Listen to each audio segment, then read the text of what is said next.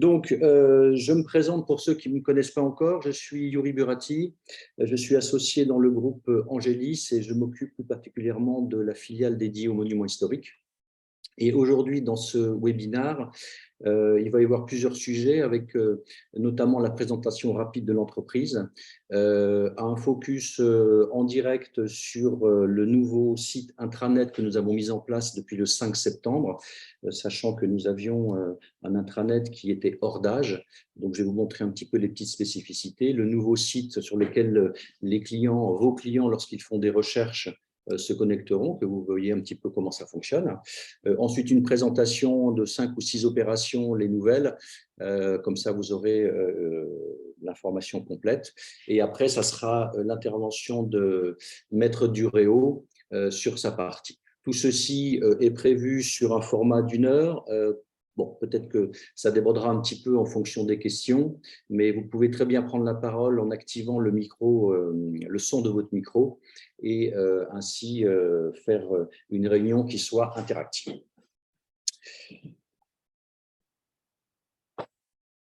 Alors, concernant Angélis Group, on est une société qui entame sa 21e année d'expérience. On travaille sur les fiscalités liées à la rénovation, à savoir le Malraux, le déficit foncier, le Pinel ancien, le monument historique, le de Normandie et bien entendu tous ces dispositifs, à partir du moment où on a respecté les obligations légales, soit de location, soit de durée, etc., peuvent switcher en loueur en meublé non professionnel, permettant de pouvoir avoir un revenu qui soit net d'impôts. Et quand je dis loueur en meublé non professionnel, ce qu'on appelle l'option réelle, cette capacité à apporter l'amortissement du bien en parallèle, enfin en face des loyers que vous percevez, donc d'avoir effectivement une imposition nulle sur les revenus de l'opération. En 2021, on a fait un petit peu plus de 30 millions de production. L'objectif que nous avons en 2022 est de 40 millions d'euros. Alors évidemment, c'est en fonction du contexte. Les banques, on sait bien que c'est compliqué. Le taux directeur, on sait que c'est compliqué. Bref, on va essayer de faire en sorte que les choses se passent le mieux possible pour nous tous.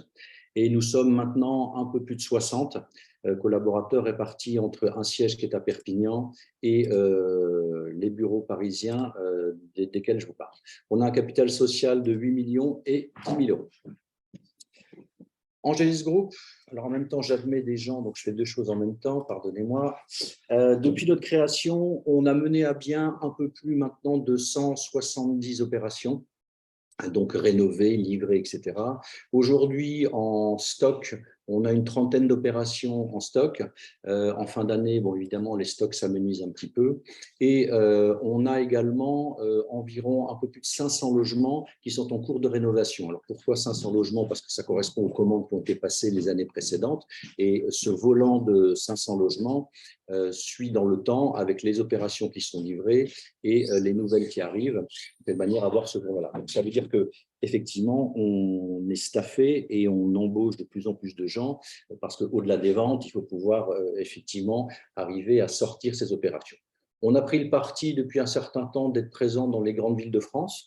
Alors, évidemment, lorsqu'on est dans une grande ville, le ratio foncier-travaux n'est pas si optimum que dans une toute petite ville, mais on sait pertinemment que les investisseurs maintenant veulent aller dans les grandes villes, dans les centres-villes, et ça tombe très bien, puisque l'immobilier rénové est principalement placé sur des centres-villes.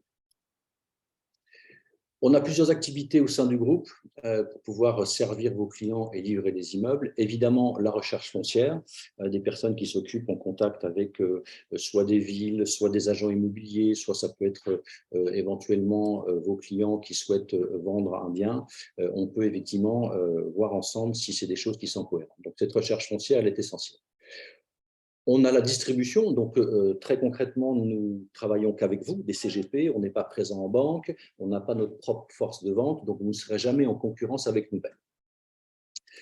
Ensuite, nous avons un poste qui est important qui permet de faire la réhabilitation de l'immeuble. Donc, c'est effectivement toutes les compétences nécessaires et suffisantes pour aller chercher les entreprises qui s'occupent de la rénovation d'immeubles, faites évidemment dans la règle de l'art, livrées avec une dommage ouvrage, une décennale, une biennale, bref, toutes les garanties nécessaires et suffisantes pour faire en sorte que votre investisseur fasse un investissement qui soit cohérent. Ensuite, on va proposer la gestion locative. On a signé un partenariat avec Foncia, Donc, on avait notre propre gestion locative, mais comme il y a beaucoup de choses à faire, eh ben, on passe la main à des gens qui sont plus compétents que nous, notamment Foncia, avec évidemment leur garantie de vacances locatives, de carence locative, et les estimations qu'ils peuvent en faire, que vous trouverez dans le fameux site internet que je vais vous dévoiler tout à l'heure.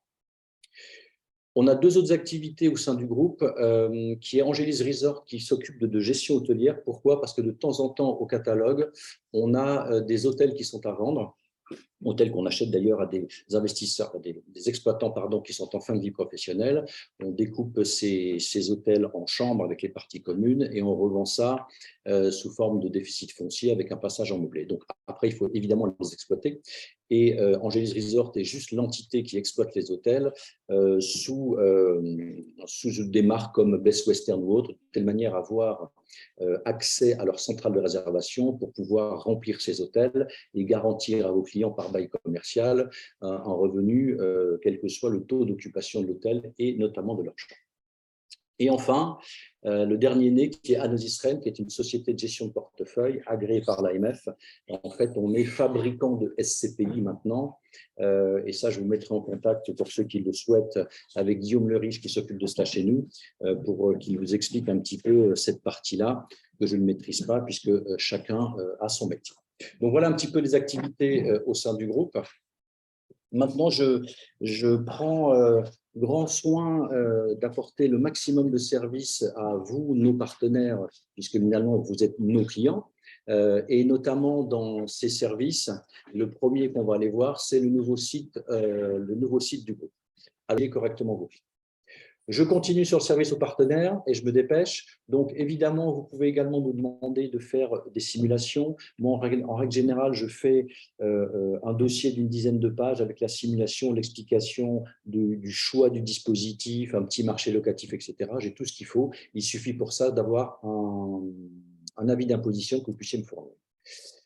Les analyses de prix, bien entendu, sont dans cette présentation que je peux vous faire pour vous. Je peux également vous aider en rendez-vous si vous le souhaitez, ou moi ou mes collègues directeurs de partenariat sur l'ensemble de la France sont à même de pouvoir vous aider sur les rendez-vous, soit par Zoom, soit en présentiel, soit par téléphone.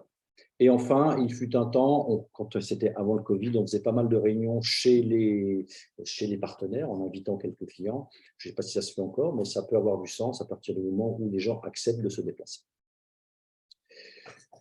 Dernière petite chose, quand on part avec nous sur un investissement, évidemment, l'effet de levier fiscal est bien souvent sur l'exercice en cours, contrairement à une Pinel classique où l'exercice fiscal, la réduction d'impôt est uniquement à partir de la DAT de l'opération. Et on a mis en place, ceci grâce au cabinet Rivière, un contrat de promotion immobilière en ASL qui vous permet d'avoir l'équivalent d'une GFA, c'est encore plus puissant qu'une GFA, mais en ASL. Donc ça, c'est intéressant de bien savoir ça. Et évidemment, vous avez toutes les garanties qu'on a vues précédemment. Parfait achèvement, ça c'est pour la VIR, biennale, décennale, dommage d'ouvrage. Bref, toute la partie sécurisante pour le compte du client, vous l'avez. Je me dépêche un peu, je m'excuse parce que je voudrais qu'on respecte le temps. Il est, je regarde juste là, 10h31, on est bon.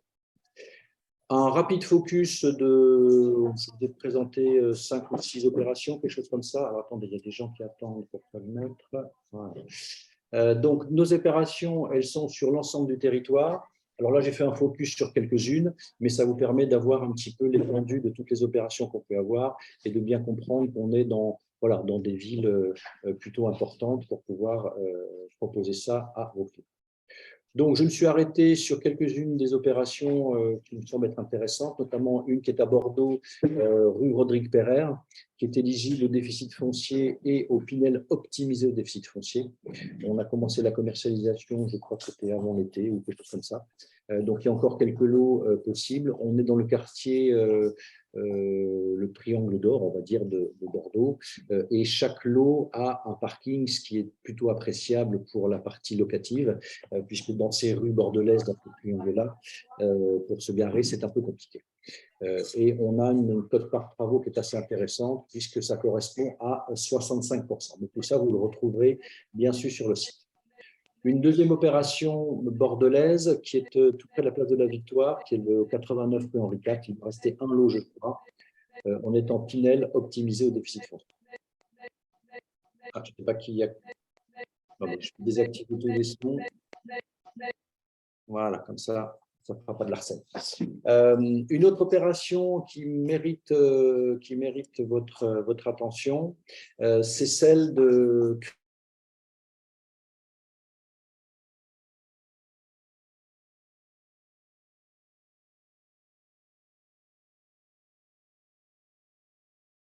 il n'est pas classé.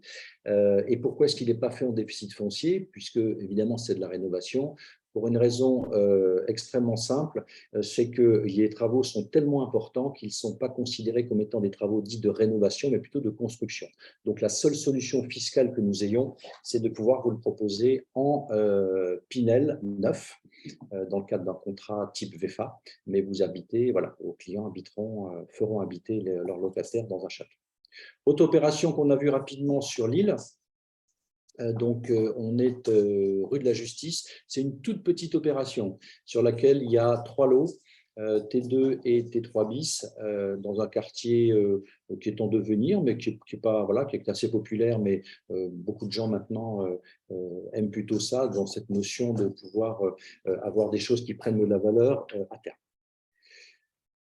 Une petite attention sur une opération qui est en Pinel-Vire, cette fois-ci, sur la ville de Nîmes, 63 rue Notre-Dame. On est près de l'église Sainte-Baudile et de la porte d'Auguste, pour ceux qui connaissent. On a des budgets entre 200 et 280 000 euros. Donc, ça peut avoir du sens avant que le dispositif Pinel ne baisse. Et ça, c'est Thibaut Duro qui vous l'expliquera dans quelques minutes. Une opération parisienne qui est plutôt éligible, elle, à la résidence principale. Nous, on vend le bien en l'état, mais après, si le client veut faire des travaux d'aménagement dans son lot privatif, eh bien, il peut très bien le passer en déficit foncier. Donc, on est dans le 19e arrondissement, sur un immeuble type haussmannien qui a plutôt bonne figure. Une autre opération qui est en Malraux ou en déficit foncier, c'est un choix déclaratif qui est à Saint-Émilion. Alors, on a pris cette opération parce que la ville de Saint-Émilion est mondialement connue, évidemment, pour le vin, mais aussi parce que lorsque les clients auront respecté leurs obligations locatives, par exemple en Malraux, l'obligation de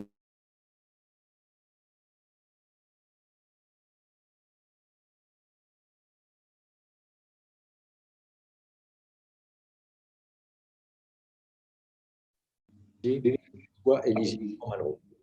Oui, il y avait une question? Non. Dernier focus, une opération de 7. Alors, quand on regarde les statistiques de 7, c'est en train d'augmenter de manière très conséquente. En fait, toutes les villes proches de la Méditerranée prennent de la valeur. Et ça, je pense, c'est notamment dû à l'effet Covid, mais ça peut avoir du sens. On est également sur des petites opérations en termes de volumétrie. On a des lots qui font le T1, T3, et on est extrêmement bien placé dans 7. Donc, ça permet de proposer ça soit en Pinel optimisé au déficit foncier, soit en déficit foncier. Voilà, je vais pouvoir me taire et laisser Maître Duréo vous présenter sa partie. Donc, Thibaut, si tu es prêt, on peut y aller. Je suis là. Super. Eh ben, je te laisse la main, cher Thibaut.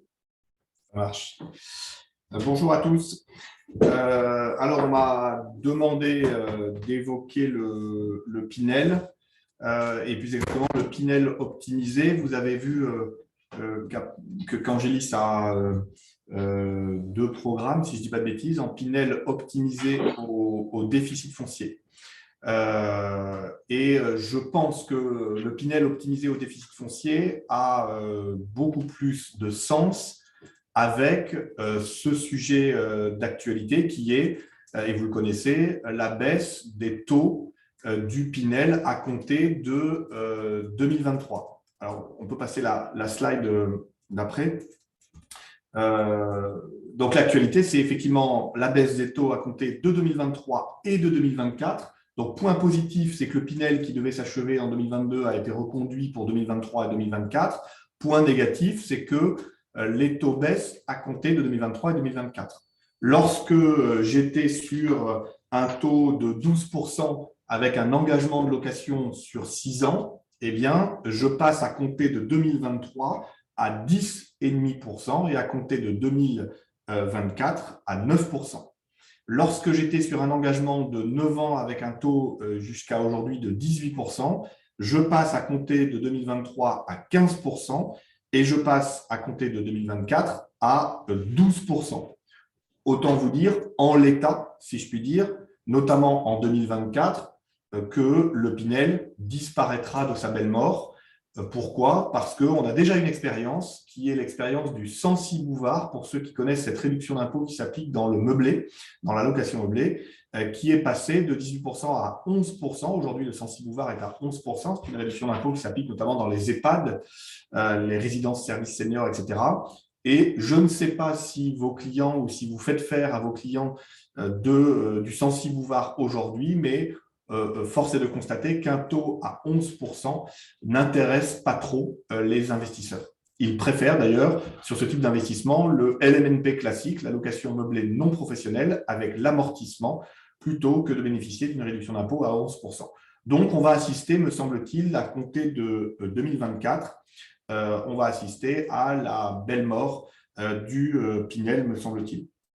Alors, si jamais vous exercez une prolongation de l'engagement de location, on pouvait bénéficier, souvenez-vous, d'un Pinel à 21%, par exemple, lorsque j'étais sur un engagement de location de 9 ans que je ramenais à 12 ans. Eh bien, on ne sera plus sur 21%, on sera sur 15% en 2023 plus 2,5%, c'est-à-dire 17,5%. Et à compter de 2024, on sera sur 12% plus 2%, c'est-à-dire 14%. Voilà pour l'actualité. Slide suivante. Notez bien que le fait générateur de la baisse, c'est la date d'acquisition. D'accord? Ce n'est pas, comme on l'entend souvent, la date d'un dépôt de permis de construire. C'est vraiment la date d'acquisition du logement par le client qui est le fait générateur, je parle de l'ancien, qui est le fait générateur du taux de réduction d'impôt. On est le 19 octobre, il n'est pas trop tard, à mon avis, si vous souhaitez positionner des clients sur ce sujet-là, pour réaliser une acquisition avant le 31 décembre 2022, pour pouvoir bénéficier du taux de réduction d'impôt actuel, c'est-à-dire 18% si vous prenez un engagement de location de 9 ans. Et ensuite, comme vous étalez la réduction d'impôt sur 9 ans, le fait d'avoir fait faire ça à votre client au 31 décembre 2022 eh bien, vous permet d'étaler sa réduction sur les 9 années qui suivent au taux de 18%. Ou plus exactement de 2% si vous faites 18 divisé par 9, bien évidemment. Contrairement au cellier, souvenez-vous, il y avait des mesures de tempérament ou des mesures transitoires qui vous disaient la chose suivante. Si jamais j'ai un compromis signé avant le 31 décembre et que je l'ai enregistré chez notaire, je pouvais bénéficier des taux actuels si jamais je réalisais une acquisition avant le 31 mars de l'année suivante. Je ne sais pas si vous vous souvenez de ces mesures de tempérament. Elles n'existent pas à ce jour pour la baisse des taux du Pinel. Donc, pas de mesure de tempérament. Ce n'est pas parce que vous signez un compromis avant ou un contrat de résa avant le 31 décembre 2022 avec une acquisition au 31 mars 2023 que vous pourrez bénéficier des taux actuels. Ce qui compte, c'est la date d'acquisition avant le 31 décembre 2022. Encore une fois, il est peut-être pas trop tard. Donc, les taux baissent même sur les contrats avant 2023. Non, si jamais vous avez fait une acquisition, ce que je viens de dire, avant 2022, je vois une question sur le chat, pardon, bien évidemment, vos taux sont figés et ne baisseront pas dans le temps, heureusement. Donc, c'est vraiment des acquisitions à compter de 2023 et de 2024 qui bénéficieront des nouveaux taux. Slide suivante. Alors, il y a un décret qui est venu contrebalancer, on va dire, ce nouveau texte de loi, qui était la loi de finances, la dernière loi de finances, où on peut continuer à bénéficier des taux actuels. Et chose très surprenante, comme quoi le gouvernement est assez bon dans sa communication, tout le monde a parlé, grâce à ce décret, tout le monde a parlé de Pinel plus.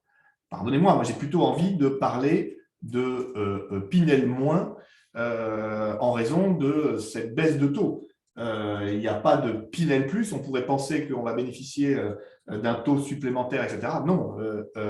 Et ce qui est assez amusant et surprenant, c'est que nous avions déposé un amendement, en tout cas nous avions émis des projets d'amendement avant que ce projet de loi de finances ne sorte, en précisant que dès lors que mon logement était moins énergivore que les règles actuelles fixées pour le Pinel, on pouvait bénéficier d'un taux supérieur.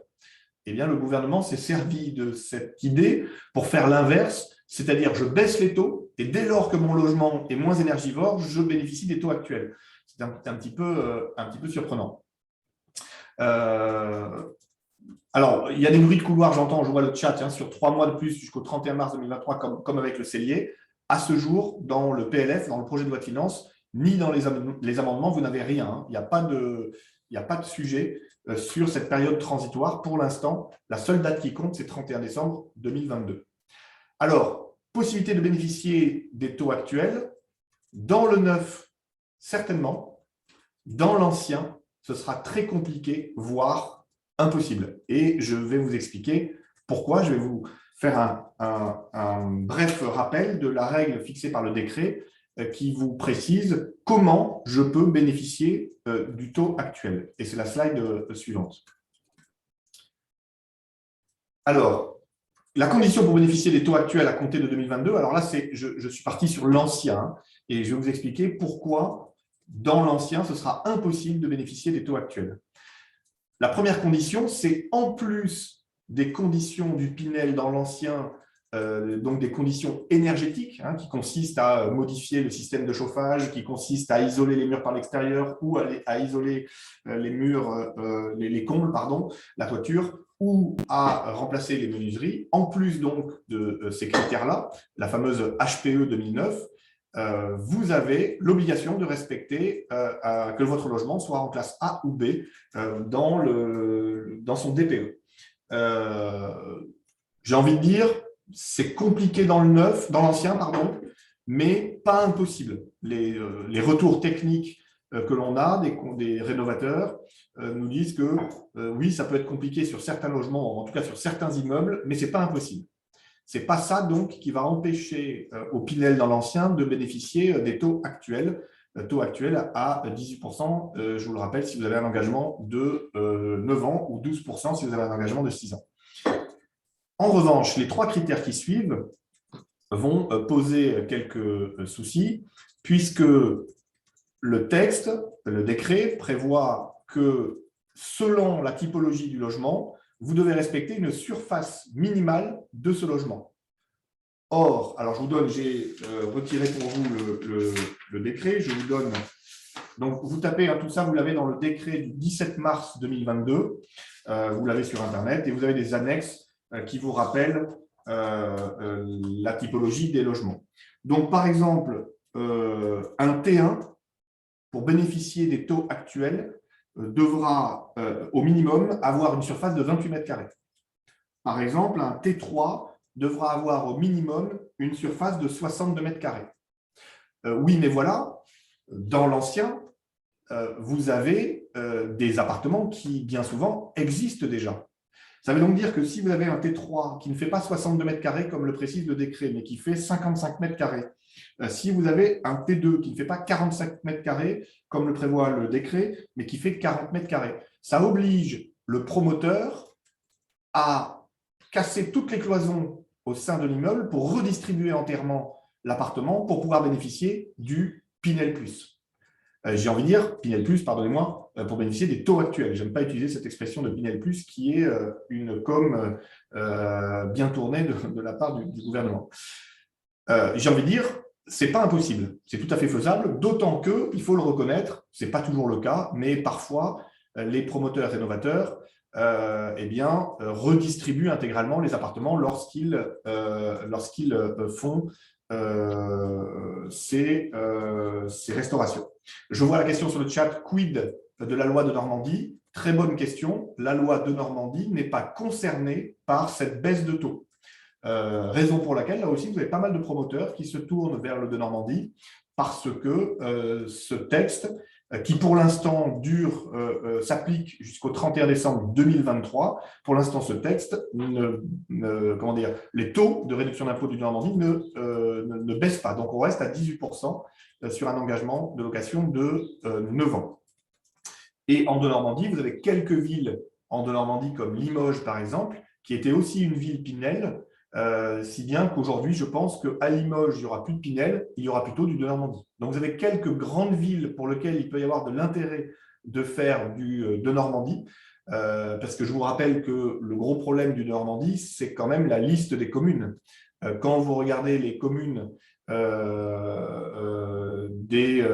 lesquelles il est possible de faire du de Normandie, qui sont peu ou prou les communes des anciennes zones B2 et C du Pinel, bon, ben, ça vous donne pas spécialement envie d'investir dans ces villes-là. En revanche, vous en avez une trentaine. Vous avez une trentaine de villes, je vois Angoulême effectivement, dans le de Normandie, qui fonctionnent très très bien et pour lequel il y aura donc un regain et un intérêt certain de faire du de Normandie parce que les taux ne baissent pas. Et par ailleurs, sachez-le, bon, ça pourra faire l'objet d'une autre formation, on peut optimiser le de Normandie au déficit foncier. Alors, je termine sur mes critères pour bénéficier des taux actuels. Deuxième exigence, c'est l'exigence d'une surface minimale des espaces extérieurs privatifs suivant la typologie du logement. Exemple que donne le décret, pour un logement T1, vous devez avoir 3 mètres carrés d'espace privatif extérieur. Autant vous dire que quand vous êtes dans un immeuble en cœur de ville et qu'il n'y a pas ni cour ni balcon, vous ne pouvez pas respecter cette exigence de surface minimale d'espace extérieur privatif.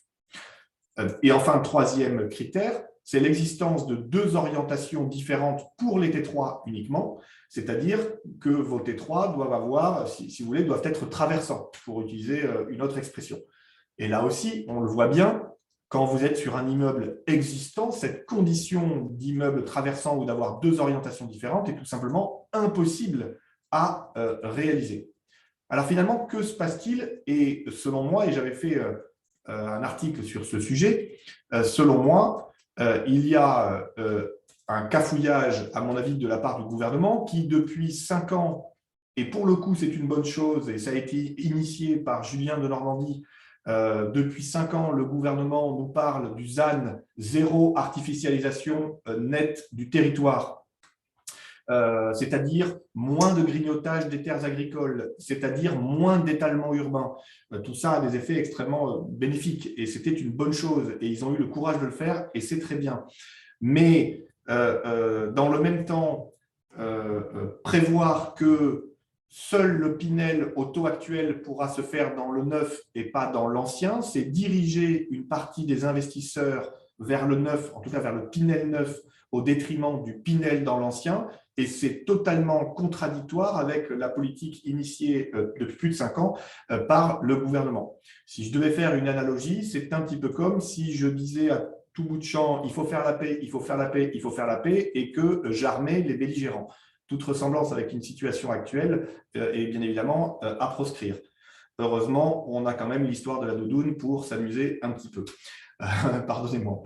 Alors, tout ça pour vous dire donc que bénéficier des taux actuels avec le Pinel dans l'ancien, ce ne sera plus possible pour les raisons qui sont exposées au tableau. Les conditions fixées par le décret du 17 mars 2022 ne sont tout simplement pas applicables à l'ancien. Là aussi, on a déposé un amendement. Je n'ai pas suivi savoir s'il avait été adopté ou non. Ce n'est pas certain.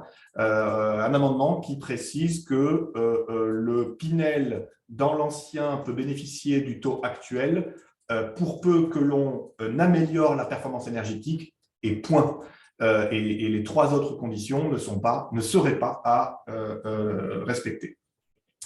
Alors, l'avantage, et c'est la slide suivante pour autant du Pinel dans l'ancien, eh bien, c'est qu'on peut l'optimiser au déficit foncier. Optimiser au déficit foncier, ça veut dire que on peut venir cumuler sur un même programme, si je puis dire, sur un même logement, deux avantages fiscaux. Alors, et c'est la slide suivante, attention, tous les dossiers ne sont pas éligibles. Et j'ai même envie de dire, peu de dossiers sont éligibles. Je vous donne l'explication, c'est qu'il faut arriver à prouver à l'administration fiscale qu'une même dépense n'a pas servi deux fois. C'est-à-dire qu'une dépense travaux n'a pas servi à la fois pour le déficit foncier et à la fois pour le Pinel. Et il doit y avoir une dissociation physique extrêmement stricte permettant donc de montrer à l'administration fiscale que les travaux Pinel, c'est les travaux Pinel et les travaux déficit foncier, c'est les travaux déficit foncier. Concrètement, pour vous, CGP, comment ça se matérialise dans le dossier? Eh bien, vous avez une quote-part travaux du logement que votre client va acheter et qu'il doit rénover, avec, je donne un exemple, sur une quote-part de 100 000 euros, par exemple, de travaux, vous avez dont 80 000 éligibles au déficit foncier et dont 20 000, au Pinel, 80 000 éligibles au Pinel et dont 20 000 éligibles au déficit foncier. Et c'est notre travail en amont de vérifier avec le promoteur quels sont les travaux éligibles au déficit foncier, des travaux éligibles au Pinel. Et ça, c'est matérialisé dans la grille de prix. Ça apparaît dans la grille de prix pour que vous puissiez faire vos simulations avec vos clients. Quote-part éligible au déficit foncier, quote-part éligible au Pinel. Mais attention, il y a peu d'élus, si je puis dire, peu de dossiers éligibles au Pinel optimisé au déficit foncier. Alors, quel est l'intérêt? C'est les slides suivantes du Pinel optimisé. Vous connaissez certainement cette conférence que j'ai faite plusieurs fois sur le Pinel optimisé, donc je ne rappelle pas les critères Pinel, simplement pour vous dire que le Pinel optimisé va plus vite, va plus haut, va plus fort, on se croirait aux Jeux Olympiques, et je vous explique sur chaque slide pourquoi ça va plus vite, pourquoi ça va plus haut et pourquoi ça va plus fort. Le Pinel optimisé va plus vite. Pourquoi? Parce que vous savez que pour bénéficier de la réduction d'impôt Pinel, tout comme de la réduction d'impôt de Normandie, il faut un achèvement. Pas d'achèvement, pas de réduction d'impôt. Attention d'ailleurs, je vous rappelle que, et ça c'est un critère vraiment à vérifier quand vous faites l'acquisition pour vos clients, je vous rappelle qu'en Pinel, l'achèvement doit avoir lieu dans l'ancien, je suis toujours dans l'ancien, le 31 décembre de la deuxième année qui suit la date d'acquisition de votre client, du logement, par votre client. Ça veut donc dire que si vous êtes sur un début de programme, c'est-à-dire en début de commercialisation, et que vous faites acheter votre client un 31 décembre 2022, par exemple, ça veut dire que le logement de votre client doit être terminé le 31 décembre de la deuxième année qui suit cette date d'acquisition, c'est-à-dire 31 décembre 2024. Si au contraire, parce que vous êtes en début de programme et parce que vous êtes un CGP averti, si au contraire vous le faites acter le 2 janvier 2023, lieu et place du 31 décembre 2022. La date d'achèvement du logement n'est plus le 31 décembre 2024, comme on vient de le voir, et le 31 décembre de la deuxième année qui suit l'année d'acquisition, c'est-à-dire 31 décembre 2025. Donc, attention, pour vous, CGP, à bien vérifier. Alors, vous allez me dire, oui, mais 2 ans pour terminer un logement, c'est largement suffisant. Je vous réponds non, on est dans l'ancien. L'ancien, c'est plus compliqué, surtout dans cette période actuelle de crise des matériaux, si je puis dire. Eh bien, les délais peuvent vite se rallonger. Donc, prudence. Lorsque vous faites acquérir un Pinel à votre client, si vous êtes notamment en début de programme, plutôt que de le faire acter en fin d'année, faites-le acter en début d'année. Ça, c'était pour petite parenthèse sur le plus vite. Donc, je vous disais que pas d'achèvement, pas de réduction d'impôt, si bien que vous faites faire un Pinel neuf à votre client, eh bien, vous devez attendre la date d'achèvement pour que votre client bénéficie d'une réduction d'impôt à compter de l'année au cours de laquelle l'achèvement a eu lieu. Avec le Pinel optimisé au déficit foncier, vous allez pouvoir bénéficier tout de suite d'un impact fiscal, notamment par le déficit foncier. Pourquoi? Parce que je vous rappelle que ce type d'investissement, lorsque j'optimise au déficit foncier, ne peut pas avoir lieu en VFA. Je cite la VFA parce que c'est le cas de Crespierre, l'immeuble dont Yuri nous a parlé. Et on ne peut pas bénéficier de l'optimisation au déficit foncier en vire, en vente d'immeubles à rénover. Je vous rappelle la raison juridique, c'est que en vente d'immeubles à rénover, les droits d'enregistrement sont assis sur foncier plus travaux. Si les travaux servent d'assiette aux droits d'enregistrement, c'est que les travaux sont assimilés à du foncier. Si les travaux sont assimilés à du foncier, ils ne peuvent pas être une charge déductible au titre des déficits fonciers. Donc en VIR et en VFA, je ne peux pas optimiser au déficit foncier. L'organisation juridique donc, de ce type de restauration, c'est l'ASL, l'Association syndicale libre. Et le gros intérêt, l'immense intérêt de l'association syndicale libre, que ce soit pour le déficit foncier, mais également pour le Malraux, parce que contrairement à ce qu'on entend, le Malraux ne se fait pas obligatoirement en VIR, le Malraux peut également se faire en ASL. Le gros intérêt, et je ne crois pas qu'il y ait beaucoup de cas en fiscalité française où on peut bénéficier de cette situation, c'est que le fait générateur de l'impact fiscal en ASL, c'est le versement de la quote-part travaux sur le compte de l'ASL. Par conséquent, je reprends mon exemple de tout à l'heure, sur une quote-part travaux de 100 000 euros avec 80 000 Pinel et 20 000 euros déficit foncier, si le client verse tout de suite sur le compte de l'ASL, c'est-à-dire l'année de son acquisition, la quote-part dévolue au déficit foncier, il peut bénéficier de l'impact du déficit foncier dès l'année N. Et si vous me dites, oui, mais mon client n'a pas de revenu foncier, je vous rappelle qu'il peut donc imputer sur son revenu global le déficit foncier lié à ce versement de sa quote-part travaux sur le compte de l'ASL et donc avoir 10 700 euros d'impact d'imputation sur son revenu global, ce qui fait un gain fiscal de 10 700 fois sa TMI, donc 10 700 fois 30%, 3 210, ou 10 700 fois 41%, 4 300 et quelques, si ma mémoire est bonne. Et ce n'est pas neutre, d'accord? C'est vraiment pas neutre. Donc, on a un impact fiscal plus vite. Si jamais je n'ai pas été clair, surtout n'hésitez pas à me le dire. Et je terminerai par un exemple qui va expliquer mes propos. Après le plus vite, vous avez le plus haut. Pourquoi plus haut? Pierre, vous le savez, le Pinel est plafonné à 300 000 euros d'investissement et 5 500 euros du mètre carré. C'est-à-dire que si jamais vous achetez un Pinel à 6 005 du mètre carré, vous perdez 1 000 euros du mètre carré d'impact fiscal. À ce sujet d'ailleurs, petite parenthèse, on parle d'inflation.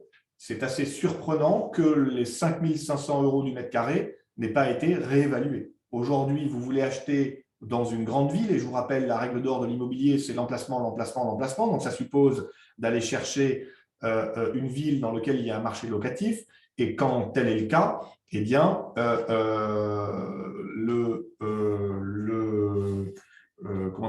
le prix s'en ressent. Et donc, le plafond de 5 500 du mètre carré est vite dépassé. Eh bien, avec le plus haut, pourquoi plus haut? Parce que je peux venir dépasser ces plafonds fixés par le Pinel avec les 5 500 euros du mètre carré pour la partie Pinel et les 1 000 euros, pour reprendre mon exemple à 6 500, les 1 000 euros du mètre carré pour la partie déficit foncier. Donc, quand vous faites la comparaison sur deux investissements, l'un en Pinel neuf à 6 500 du mètre et l'autre pour lequel vous allez donc perdre 1 000 euros du mètre carré d'impact fiscal, et l'autre à 6 500 du mètre avec 5 500 en Pinel et 1 000 en déficit foncier, vous voyez bien que le calcul est tout simplement en faveur du Pinel optimisé au déficit foncier. Oui, un contribuable des DOM peut être au sein de l'ASL en déficit ou en Malraux. Pour la question du chat, il n'y a pas de difficulté. Voilà, donc pour reprendre la conversation sur le plus haut du Pinel optimisé, vous pétez le plafond de 300 000, vous pouvez péter le plafond de 5 500, pardonnez-moi de parler comme ça, et mieux encore, je vous rappelle que toute la partie déficit foncier n'est pas plafonnée si jamais vous avez un gros montant en déficit foncier. et que vous avez de gros revenus fonciers, il n'y a pas de plafond pour le déficit foncier qui s'applique. Je fais une parenthèse, je vous rappelle que pour le Pinel, vous avez toujours le plafond des niches fiscales qui s'appliquent, plafond à 10 000 euros, et 10 000 euros, c'est rien. Quand on fait quand même un focus, pardonnez-moi cette digression, mais quand on fait un retour en arrière sur l'immobilier en France, c'est juste impressionnant de voir comment on est passé d'un plafond des niches fiscales à 10 000 euros aujourd'hui, comment on est passé sur une imposition de plus-value, une exonération de plus-value à 22 ans au lieu de 15 et 30 ans pour les cotisations sociales. Bref, quand on fait un retour en arrière quand même, c'est assez surprenant la hausse de fiscalité sur l'immobilier qui s'est appliquée ces 10 dernières années. Et vu le contexte, c'est certainement pas prêt de baisser. Plus vite, plus haut, plus fort, c'est la slide d'après. Et c'est là où le titre de cette formation de ce matin a du sens. Compenser la baisse des taux du Pinel actuel par l'optimisation au déficit foncier, c'est que quand vous passez de 18% à 15% et de 15% à 12%, l'optimisation au déficit foncier a beaucoup de sens. Pourquoi? Parce que pour un même investissement, prendre une dépense travaux que vous mettez à 15% pour prendre le taux qui va s'appliquer à compter de 2023 et la mettre sur du déficit foncier qui va effacer un revenu foncier à la tranche marginale imposée à la tranche marginale d'imposition plus les prélèvements sociaux, vous voyez bien que vous êtes gagnant, y compris à la tranche à 11%.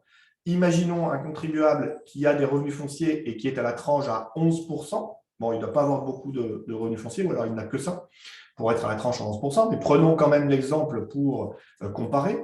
Vous effacez, en prenant une dépense qui normalement était une dépense Pinel avec un gain fiscal de 15% taux de la réduction d'impôt à compter de 2023, et que vous placez cette dépense sur du déficit foncier qui vient donc effacer un revenu imposable à 11, pour reprendre mon exemple, plus les prélèvements sociaux à 17,2, le gain fiscal est donc de 28,2% au lieu de 15% réduction d'impôt Pinel. Et c'est là tout l'intérêt du plus fort, tout l'intérêt de venir optimiser votre Pinel au déficit foncier. Et je pense que le Pinel à 15 optimisé au déficit foncier a encore du sens, justement parce qu'on vient l'optimiser au déficit foncier. Si je prends l'exemple d'une TMI à 30, imaginez le comparatif d'une dépense à 15, je passe d'une dépense à 47,2, 30 plus 17,2. Imaginons maintenant une TMI à 41, je prends une dépense de 15 que je viens remplacer par une dépense de 58,2. C'est juste impressionnant. Et si je n'ai pas de revenu foncier et que j'ai une TMI à 30, eh bien, je bénéficie quand même des 10 700 à 30 et donc d'un impact fiscal plus fort là aussi. Donc, le Pinel optimisé a effectivement plus de sens que, je veux dire, que le Pinel tout court, d'autant quand en 2023, le taux Pinel va baisser à 15%. Je vois une question sur la défaillance et les recours en ASL. Je vous propose d'y répondre juste après. Je termine sur l'exemple du Pinel optimisé. Je crois que c'est la suite. Alors, non, pardon, j'ai fait un petit focus sur la plus-value parce que c'est une question qu'on nous pose souvent. On nous dit, bah, vous êtes en ASL, donc forcément, on va se faire cartonner en cas de revente. La question est très intéressante et bien évidemment qu'il faut toujours s'intéresser à la sortie. Et d'ailleurs, on ne s'y intéresse que très rarement. Je vous donne un exemple. On m'a proposé, pardonnez-moi, là je fais une petite digression, mais c'est vrai qu'on ne pense jamais à la sortie et la sortie a du sens. On m'a proposé pour chez moi de poser des panneaux photovoltaïques et je leur pose la question, quid à la fin du contrat de la pose des panneaux photovoltaïques, sachant que leur recyclage est quand même extrêmement compliqué et surtout très coûteux. Eh bien, vous avez une toute petite ligne dans les contrats qui vous dit que c'est pour notre pomme. C'est pareil d'ailleurs, sachez-le, pour les éoliennes, on va moins rigoler dans 20 ans. Là, c'est un petit peu pareil. quand vous faites un investissement, effectivement, la sortie doit être vérifiée. Si ce n'est que, en fiscalité française, j'aime quand même cette petite phrase qui dit la chose suivante, une phrase assez connue, mais qui s'applique parfaitement bien avec l'administration fiscale française: un tien vaut mieux que deux, tu l'auras. Ça veut dire quoi? Ça veut dire que quand j'investis en ASL, je paye des droits d'enregistrement que sur le montant du foncier et pas sur le montant du foncier plus travaux, comme c'est le cas en VIR. Donc, pour un investissement de 100 000 euros, avec un ratio 40-60, si j'ai 40 000 euros de foncier et 60 000 euros de travaux, je ne paye des droits d'enregistrement que sur 40 000 euros. Alors que si je suis en VIR, je paye des droits d'enregistrement sur 40 plus 60, c'est-à-dire sur 100 000 euros. Et plus tard, bien évidemment, ça sera l'inverse. Je vais payer plus de plus-value en ASL que je ne vais en payer en VIR, puisque en VIR, foncier plus travaux sont inclus dans le prix d'acquisition pour le calcul de ma plus-value, ce qui n'est pas le cas en ASL. Je ne paye une plus-value que sur mon prix d'acquisition de foncier, c'est-à-dire sur 40. Mais encore une fois, un tien vaut mieux que deux, tu l'auras. Et surtout, nul ne sait de quoi est fait l'avenir, notamment en matière immobilière, ce qui est quand même moins le cas en matière de panneaux photovoltaïques ou d'éoliennes, pardonnez-moi, toujours cette digression. Pourquoi? Parce qu'en matière immobilière, si ça se trouve, vous allez habiter l'appartement pour vos vieux jours. Si ça se trouve, vous allez transmettre l'appartement à vos enfants parce qu'il a une belle rentabilité. Si ça se trouve, vous allez louer l'appartement ou le mettre à disposition de votre fils ou votre fille qui va faire ses études dans la ville où vous avez acheté l'appartement. Bref, encore une fois, en matière immobilière, nul ne sait de quoi l'avenir est fait. Donc, refuser un investissement au motif que derrière, je vais avoir une forte plus-value n'est pas la question. À mon avis, n'est pas la bonne question. D'autant plus qu'en Pinel, et c'est la slide d'après, vous avez une disposition un peu particulière qui vous permet d'amoindrir votre plus-value alors même que je suis en ASL. Je prends l'exemple suivant que j'ai pris à l'instant, prix d'acquisition du foncier 40, prix des travaux, cote-part travaux ASL 60, et cette cote-part travaux est répartie de la manière suivante: 50 Pinel, 50 éligibles à la réduction d'impôt Pinel et 10 éligibles au régime du déficit foncier. J'ai donc un investissement total de 100 et pour l'exemple, je prends au bout de 15 ans un prix de cession de 120. Normalement, vous êtes d'accord, dans le cas de l'ASL, le calcul de ma plus-value, plus-value égale prix de cession moins prix d'acquisition, normalement ma plus-value est égale à 80. 120 moins 40 égale 80. Eh bien, en Pinel, vous avez une petite disposition, c'est la slide d'après, une tolérance extrêmement importante qui dit la chose suivante. Plus-value égale prix de cession moins prix d'acquisition. Normalement, je l'ai dit à l'instant, en ASL, ma plus-value est de 120 moins 40, c'est-à-dire 80. Et j'ai une tolérance de l'administration fiscale qui dit la chose suivante. Si jamais j'ai bénéficié de la réduction d'impôt Pinel, je peux venir intégrer mes travaux Pinel dans mon prix d'acquisition pour le calcul de ma plus-value. Dans la slide d'avant, souvenez-vous, je vous ai dit que sur une cote-part travaux de 60, j'avais 50 en Pinel, 50 de travaux éligibles au Pinel. Eh bien, ces travaux, aussi surprenants que cela soit, mais encore une fois, c'est une tolérance de l'administration, peuvent augmenter mon prix du foncier pour le calcul de ma plus-value. Si bien que ma plus-value n'est pas 120 moins 40, 80, en Pinel optimisé au déficit foncier, ma plus-value sera de 120 moins 40 plus 50, c'est-à-dire 40 de foncier plus 50 de travaux Pinel, c'est-à-dire 30. Et ce n'est pas la même chose. J'ai donc bénéficié de droits d'enregistrement réduits dès l'acquisition, puisque mes droits d'enregistrement étaient calculés sur 40. Et en bout de course, j'ai une tolérance qui vient diminuer assez drastiquement le montant de ma plus-value. Voilà pour cette petite tolérance de l'administration fiscale sur la plus-value qu'il est important de retenir.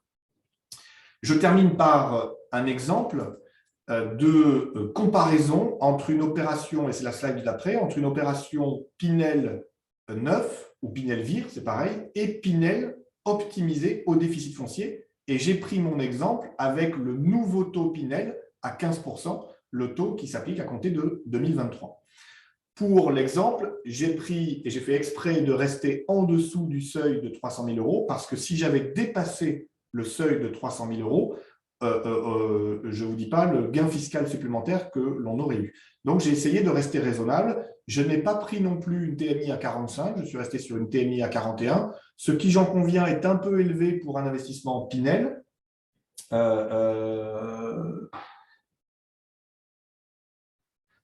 Non, le régime des plus-values immobilières, normalement, comment dire, et il aurait dû faire en sorte, je vois une question, hein, il aurait dû faire en sorte qu'on soit sur prix de cession moins prix d'acquisition avec un prix d'acquisition à 40. Cette tolérance de l'administration fiscale est vraiment exceptionnelle. Ce n'est pas le régime commun des plus-values immobilières. Il y a comment dire, un paragraphe spécial dans le BOFIP qui vient préciser que pour pas qu'il y ait de, on va dire, j'aime pas ce mot, mais de discrimination entre le neuf et l'ancien, eh bien, je viens appliquer cette petite règle qui me permet d'augmenter mon prix d'acquisition du montant des travaux Pinel. Parce que je vous rappelle justement que la règle de droit commun justement, c'est ce que j'allais vous dire, la question que vous posez, on ajoute les travaux et les frais d'acquisition? Non, puisque la règle, je vous rappelle qu'en matière de plus-value, c'est le prix d'acquisition majoré des travaux réalisés qui n'ont pas servi au calcul de l'impôt sur le revenu. C'est ça la règle des 150 U et suivants. Ça veut dire que j'ai mon prix d'acquisition et une majoration du prix d'acquisition sous réserve que la majoration du prix d'acquisition n'ait pas servi au calcul de l'impôt sur le revenu. Or, mes travaux Pinel ont servi quelque part au calcul de l'impôt sur le revenu puisque, par définition, ils sont intégrés à ma réduction d'impôt Pinel. Et bien là, de manière tout à fait exceptionnelle, alors même que mes travaux ont servi au calcul de mon impôt sur le revenu, je peux les rajouter au prix d'acquisition pour le calcul de ma plus-value. Mais très bonne question. Alors, je reprends mon exemple. Investissement donc, en dessous de 300 000 euros, foncier 100 000 euros, travaux 180 000 euros, répartis comme suit, 130 000 euros de Pinel et 50 000 euros de déficit foncier. Pour l'exemple, j'ai pris un client qui a une tranche marginale d'imposition à 41% et qui a des revenus fonciers de 5 000 euros par an. Comparons maintenant Pinel neuf versus Pinel optimisé au déficit foncier, c'est la slide d'après avec un taux à 15%. Pinel neuf ou VIR, je prends le montant total de mon investissement, 280 000 euros, je fais x15, 15% de réduction d'impôt, j'obtiens 42 000. Je divise par 9 parce que je vous rappelle que la réduction d'impôt est étalée sur 9 ans. D'accord? Ça, c'est dans le cas Pinel neuf ou Pinel VIR, gain fiscal, 42 000 euros. Décomposant maintenant pour le Pinel optimisé, je vous ai dit, souvenez-vous qu'il y avait 100 000 euros de foncier et 130 000 euros de travaux éligibles au Pinel. Donc, l'assiette de ma réduction d'impôt, c'est prix du foncier 100 000 plus prix des travaux Pinel 130 000, c'est-à-dire 230 000, fois 15% de réduction d'impôt, nouveau montant qui s'applique à compter du 1er janvier 2023. Et j'ai une réduction d'impôt de 34 500 euros que je divise par 9, puisque ma réduction d'impôt est étalée sur 9 ans. J'ai pris un engagement de location sur 9 ans. À ce stade, bien évidemment, j'y perds puisque j'ai 42 000 d'un côté versus 34 500 de l'autre. Oui, mais voilà, j'ai 50 000 euros de travaux éligibles au déficit foncier pour un contribuable qui a 5 000 euros de revenus fonciers par an.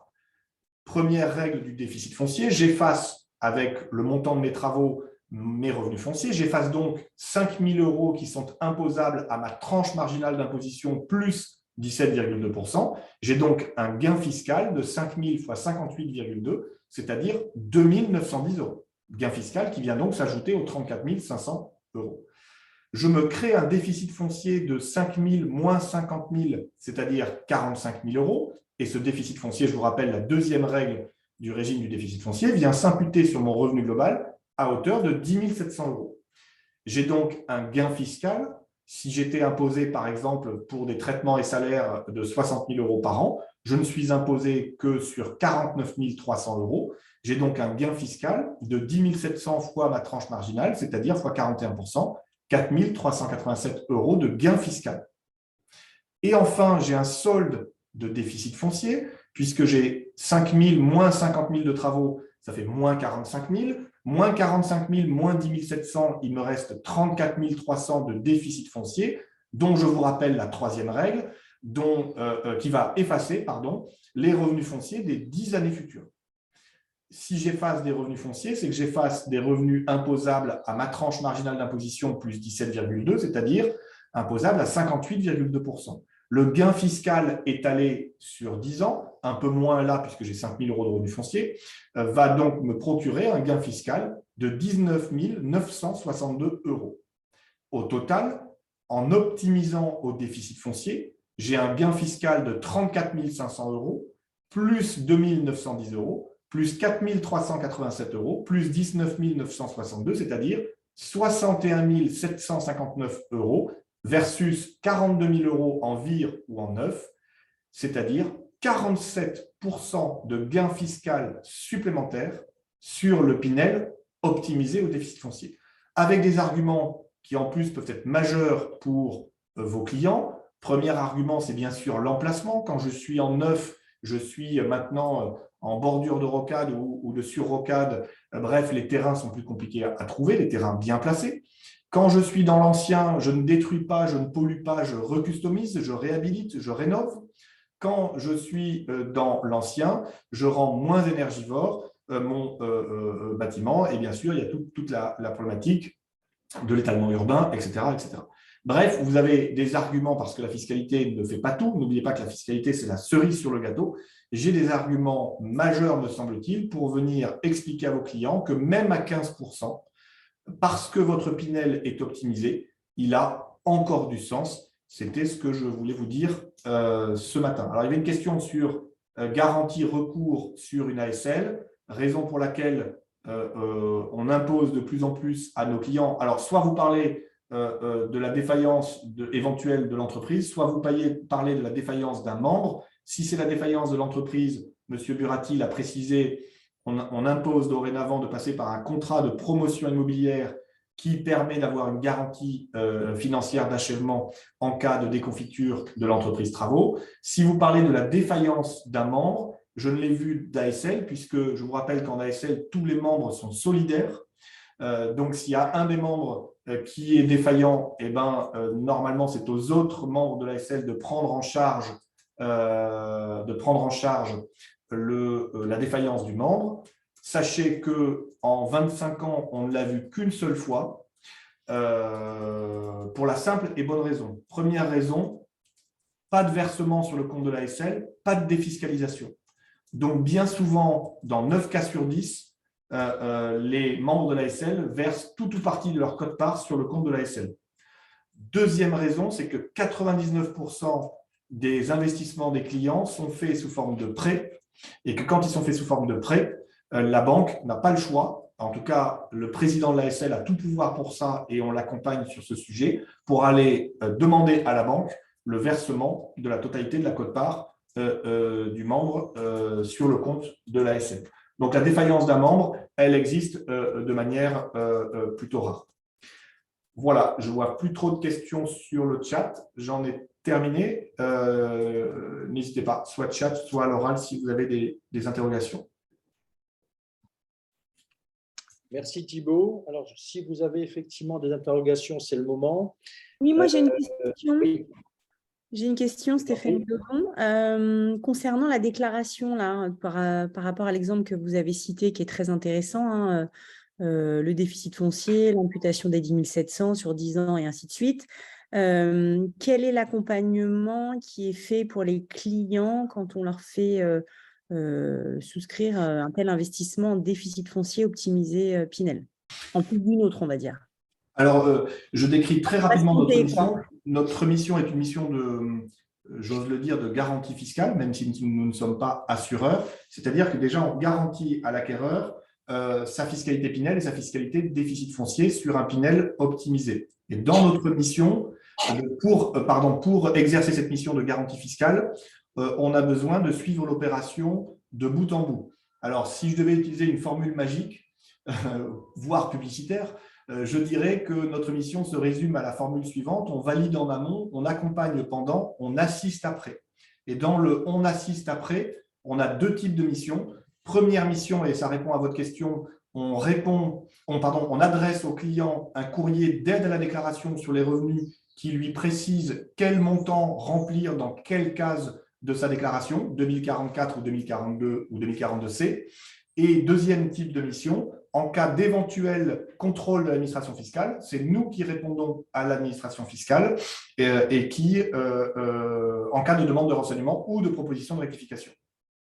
Ok, super.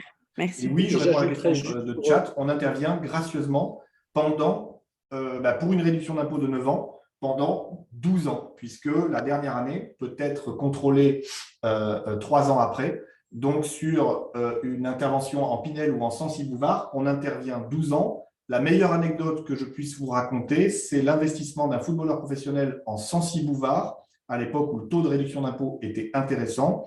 Et sachez que le Censi-Bouvard, on pouvait le faire dans l'ancien, il fallait que le bâtiment ait plus de 15 ans. Et 8 ans après son investissement, ce joueur professionnel est redressé sur son Censi-Bouvard. Son notaire était parti à la retraite et son conseiller en gestion de patrimoine avait disparu. Et miracle, au grand miracle, pardonnez-moi, je me permets ce petit tacle, si je puis dire, pour un joueur de foot, il retrouve dans son dossier notre lettre de mission, il nous appelle, il nous transmet la proposition de rectification de l'administration fiscale qui disait la chose suivante: dans votre acte d'acquisition, il est fait référence à un permis de construire, donc votre bâtiment n'a pas plus de 15 ans, donc je redresse 8 ans après votre Censi-Bouvard. On répond à l'administration fiscale que le permis de construire concernait uniquement la rénovation, la mise aux normes de la cuisine et que ce n'était absolument pas la construction du bâtiment. Et on a fait tomber 8 ans après le redressement fiscal du client.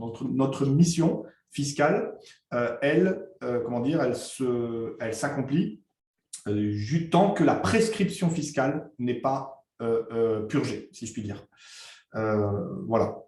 Et je voudrais juste rajouter une chose, c'est que la prestation du cabinet Rivière est incluse dans nos prix, ce n'est pas un supplément. C'est-à-dire que dans le prix global qui vous est proposé, vous avez la prestation du cabinet Rivière qui est incluse à l'intérieur. Ça, c'est important. J'ai une question, s'il vous plaît. Bonjour Régine Soulet. Tout d'abord, bonjour Monsieur Mourati. Je n'ai pas osé saluer tout à l'heure, pas très bien élevé.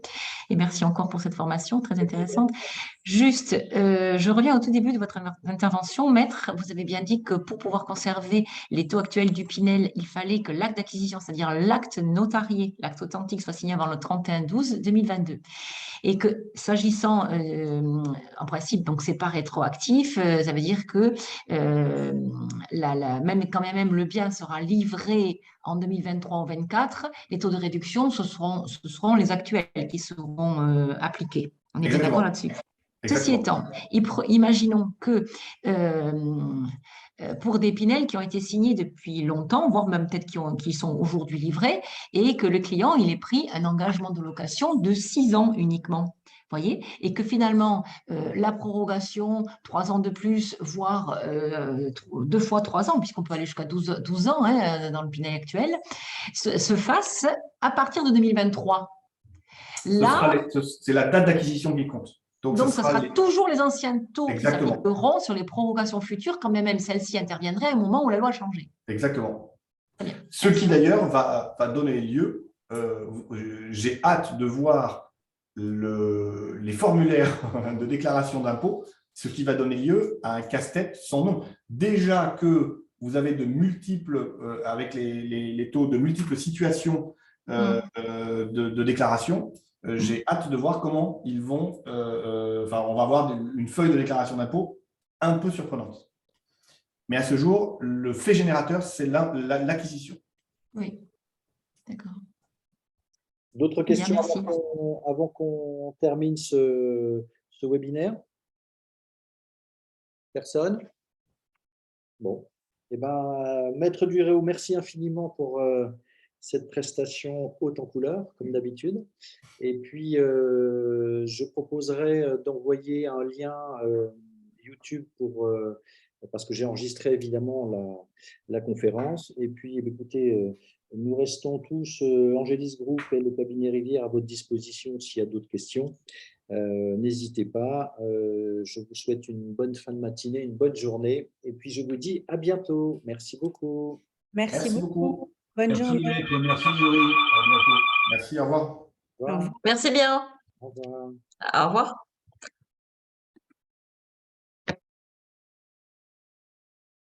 Merci beaucoup. Au revoir. Merci, À au bientôt. revoir. Bientôt. Merci beaucoup. Au revoir. Au revoir. Merci, bonne journée également. Bonne journée. Merci à vous. Merci beaucoup. Au revoir. Et au revoir, monsieur.